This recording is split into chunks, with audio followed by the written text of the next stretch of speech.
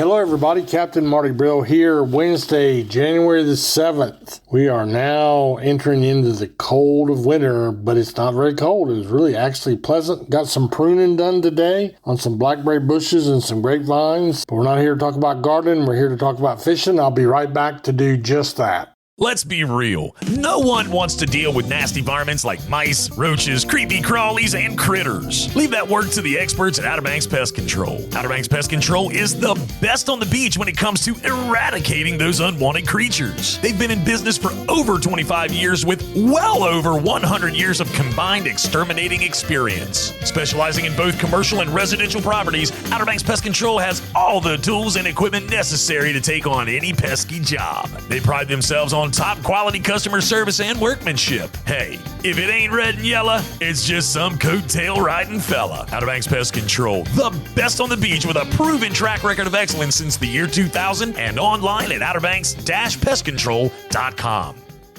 Ahoy there, folks. Captain Edward Lee here, and I want to invite you aboard the Miss Oregon Inlet 2. She's a modern 60-foot head boat outfitted with the latest top-quality safety and fishing equipment. And it ain't just about fishing. Keep your eyes peeled for dolphins, turtles, and all that beautiful Outer Banks scenery. Miss Oregon Inlet 2 is available for private charters, including bachelor and bachelorette parties, corporate retreats, and family reunions. So ditch the beach for a bit and set sail with the Miss Oregon Inlet 2. So we always start with the offshore fishing and Hatteras, Oregon Inlet, Rudy Inlet up at Virginia Beach, Ocracoke, Morehead City. There's a lot of people out fishing for the bluefin tunas. This has become an industry, a winter industry for a lot of boats. Kind of good because they're all burning fuel. They're all staying in hotels, motels, buying tackle, spending money. So that's a shot in the arm on the Outer Banks, which is pretty darn quiet in January and February. The fishing has been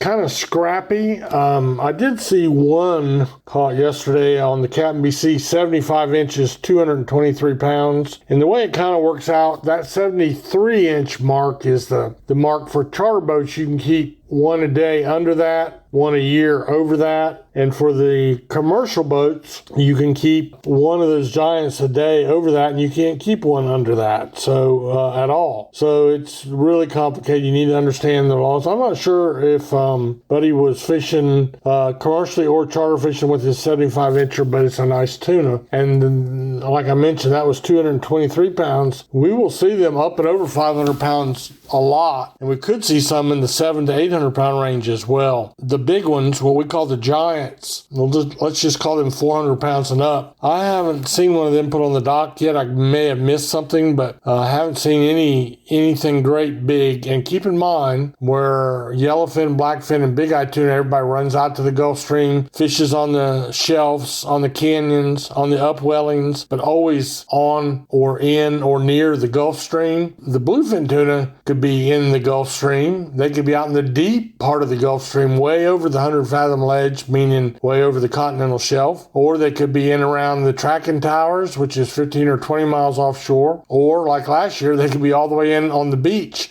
fishing on menhaden and ribbon fish and whatever else they can find. Remember last year, there was at least one and maybe more caught off the end of the piers. So they are much more wide-ranging, and they're going to go wherever they can fill up. But you may have one school of fish, let's just say out in the Gulf Stream, 35 miles offshore, they may all be 400-pounders. And you may run into a school in close to the beach, and they may all be 200-pounders. They travel together from the time they were born, pretty much. And there's a lot of them in that ocean, but they're highly regulated. You might have saw where that one sold over in Japan on the auction. The first one of the year, I was told, is always really high dollar, but it went for millions of dollars for a tuna. So, whatever. I'm not paying that for it. I wouldn't pay millions of dollars for anything unless it was like a 10-point buck with a couple of split brow tines in Montana. Then maybe. But that's about it for offshore report.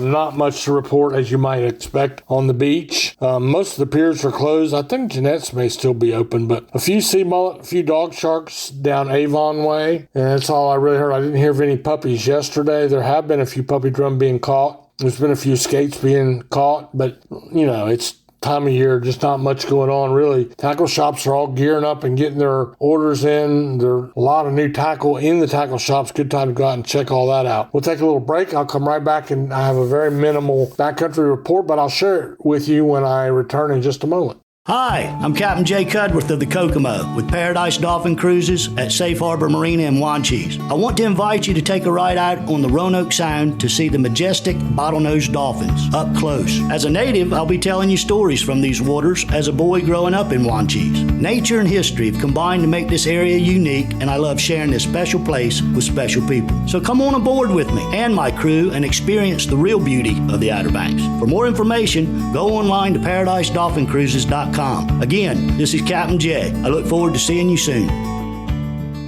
So, in the backcountry, there's still a trout to be caught. And I'm going to introduce something new on my podcast, my Fishing Report podcast. Won't use it for everything. I'm going to start using a difficulty factor, a skill level, basically a skill level. So we're going to go from 1 to 10, and the higher the number, the more difficult the fishery might be. So you'll catch on, and now's the perfect time of year to introduce it. So there are speckled trout, and there's some fatties still being caught. And all through the summer, the speckled trout factor, the skill factor was 2 or 3. So now you can still catch a speckled trout, but the skill factor is up to 8 or 9. I mean, you got to really know what you're doing. So I'm going to put a skill factor rating. Let's give it 8.5.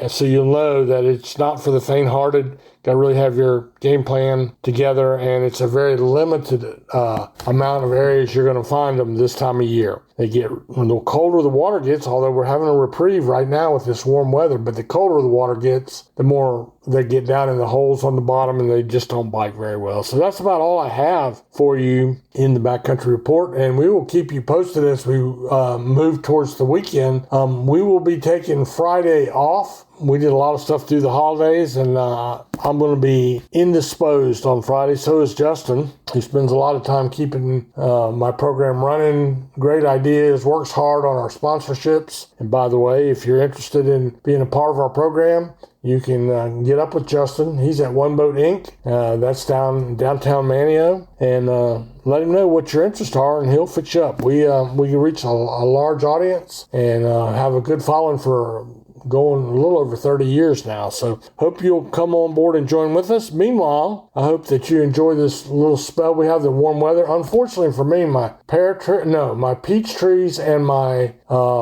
our nectarine trees are trying to bloom already. That's not good, because if they bloom, it's pretty much the end of your fruit for this year, because colder weather we got a lot of that still to come. I've heard other people talking about it too, but this is a fishing program, not a gardening program, so I'm going to leave you with that, and I hope the good Lord blesses you richly.